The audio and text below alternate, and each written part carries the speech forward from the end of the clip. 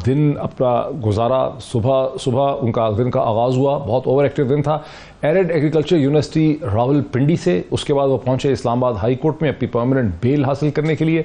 वहां से निकले तो उन्होंने 4 के करीब एक जलसे से खिताब किया। वो जलसे से खिताब करके वो मर्दान पहुंचे, वहां उन्होंने एक और जलसे से खिताब किया जहां अभी इलेक्शन होने वाले हैं अक्टूबर की 16 तारीख को। तो ये वो इंतहाई भरी भी ओवर एक्टिविटी है जिससे पाकिस्तान की पॉलिटिक्स की शिद्दत में इजाफा हो रहा है। इसी पे बात करने का आगाज़ करूंगा। अतर काज़मी साहब मेरे साथ है, सबसे पहले उनसे बात का आगाज़ करता हूं, फिर शेख साहब की तरफ भी चलता हूं, बाकी गेस्ट भी ज्वाइन करेंगे। काज़मी साहब, ये जो स्टोरी है एक्सप्रेस ट्रिब्यून की, यकीनी तौर पर आपके सामने से गुजरी होगी, आप इसको कितनी अहमियत देते हैं? देखें, इस हवाले से हुकूमत के पास काफ़ी रिपोर्ट्स हैं, ना सिर्फ इनके हवाले से बल्कि उनके पास इलेक्शंस के हवाले से भी रिपोर्ट्स हैं कि इलेक्शन के अंदर हमारी कारकर्दगी कोई इतनी अच्छी नहीं होने जा रही। तो लिहाजा पहले तो उन्होंने इलेक्शंस को मुलतवी करवाने की कोशिश की गई। जहां पे लॉन्ग मार्च का डर है डॉक्टर साहब, साथ साथ इस चीज़ का भी डर था कि मरियम नवाज पहले जो पंजाब के अंदर ज़िमनी इंतखाबात हुए थे उनमें वो PDM की शिकस्त का चेहरा बनी। अब क्या वो दोबारा ये बर्दाश्त कर सकते थे कि दोबारा मरियम जाके वहां पे कैंपेन करें और खान साहब फिर उनको शिकस्त दें और दोबारा वो शिकस्त का चेहरा बने? तो एक ये फैक्टर भी है। लेकिन जहां तक खान साहब के लॉन्ग मार्च का ताल्लुक है, हुकूमत इस हवाले से काफी परेशान है और यही वजह है कि आप देखते हैं, आप खुद इस्लामाबाद में रहते हैं, घूमते हैं, यहां पे आगे पीछे हालात से वाकिफ है कि कंटेनर सिटी बना दिया गया इस्लामाबाद को। वो यही डर है जिसकी वजह से इस्लामाबाद की ये हालत है। तो एक ये फैक्टर भी है और दूसरा वो इंतखाबात का फैक्टर भी है। वो शिकस्त अपने ऊपर उसका जिम्मा नहीं लेना चाहती थी, इस वजह से भी उनको यहां से भेज दिया गया। लेकिन अतर साहब, ये थोड़ा सा हमें बताइए कि इमरान खान साहब ने तकरीबन अब 6 हफ्ते से ज़्यादा हो चुके हैं, अगर 7 नहीं हुए, उसमें उन्होंने लॉन्ग मार्च का एक वो मसलसल उसको रोज़ उसको दोहराते हैं, लोगों से ओथ बाकायदा ले रहे हैं, हल्फ उठाया जा रहा है, लेकिन लॉन्ग मार्च हो नहीं रही। आपको समझ क्या आ रही है कि लॉन्ग मार्च की शक्ल होगी क्या? क्या इमरान खान साहब इस्लामाबाद के अंदर दाखिल हो जाएंगे या इस्लामाबाद को लोग हर तरफ से सराउंड कर लेंगे और ये जो हुकूमत है इस्लामाबाद कैपिटल टेरिटरी के अंदर इससे डिमांड करेंगे कि इलेक्शन की तारीख से? क्या आपको समझ क्या आती है? What's your understanding on it?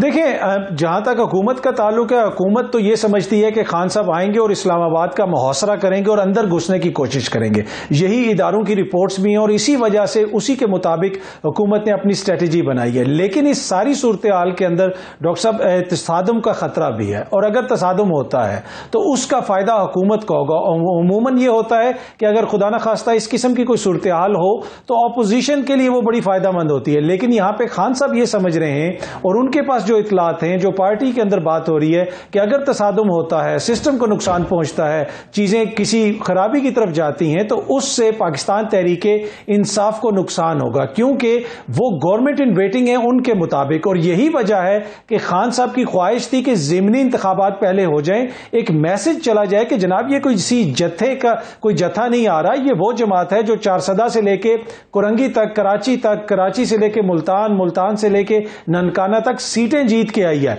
या अपने वोट बैंक में इजाफा करके आई है। तो ये पैगाम लेके खान साहब आना चाहते हैं लॉन्ग मार्च की तरफ। लेकिन उनके जो खदशात हैं उसमें एक बड़ा खदशा ये है कि इसको एक तरह से मौके गनीमत जानते हुए हुकूमत कोई ऐसा एक्शन ना करे जिससे सूरत हाल खराब हो।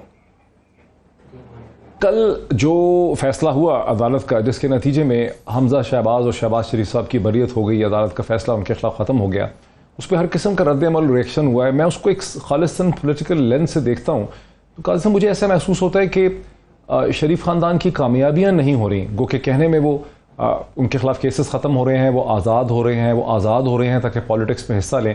लेकिन हर इस फैसले से मुझे ये महसूस होता है as a very keen student of politics, मेरी एक 2 पेंस ओपिनियन ये है कि हर इस खबर के साथ शरीफ ख़ानदान जो है उसकी जो सियासत है वो कमज़ोर हो रही है। आपका इस पर क्या इस्तदलाल है? देखें, खान साहब का एक बयानिया है कि एक मुबैना साजिश के तहत मेरी हुकूमत को ख़त्म किया गया, जिसका मकसद ये था कि इनको इक़्तिदार में लाया जाए और इनको NRO दिया जाए, इनको रिलीफ दिया जाए। अब हर गुजरती ऐसी एपिसोड के साथ ना वो जो पहेली है वो आहिस्ता आहिस्ता खुलती जा रही है। पहले तो खान साहब ने जिस दिन उनके खिलाफ तहरीक अदम एतमाद आनी थी और वोटिंग होनी थी, रात को 12 बजे तक डिले करके उन्होंने उस सारी साजिश का ऐसा खुलासा करवाया कि अवाम को, कौम को समझ आ गया कि कौन किस سائڈ پہ کھڑا ہے, کس کا کیا کردار ہے.